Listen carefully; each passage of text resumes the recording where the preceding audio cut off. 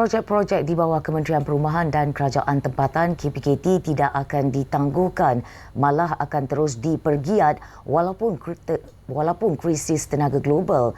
Menteri Perumahan dan Kerajaan Tempatan Ngah Korming berkata setakat ini tiada projek kementerian itu yang perlu ditunda kerana semua projek tersebut dilaksanakan untuk kesejahteraan rakyat dan tidak termasuk dalam projek berskala besar.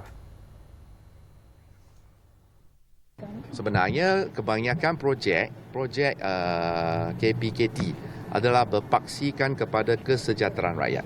Setakat ini saya rasa tak ada apa yang nak ditunda. Because we focus on people-centric project, bukan projek mega yang berbilion-bilion. Korming bercakap pada sidang media selepas merasmikan projek naik taraf Medan Selera Green Town Utama di Ipoh Perak pada Ahad.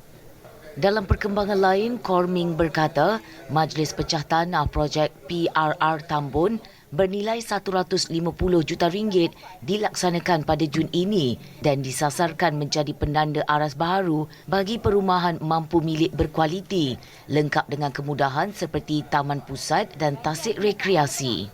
Dan saya akan minta Datuk Bandar bantu untuk luluskan plan bangunan secepat mungkin. Itu saya yakin akan menjadi PRR yang paling cantik sekali, yang akan dilengkapi dengan Central Park, Lake Garden. PRR pun ada Lake Garden. So ini supaya kita set as a mercu tanda benchmark for affordable but quality housing.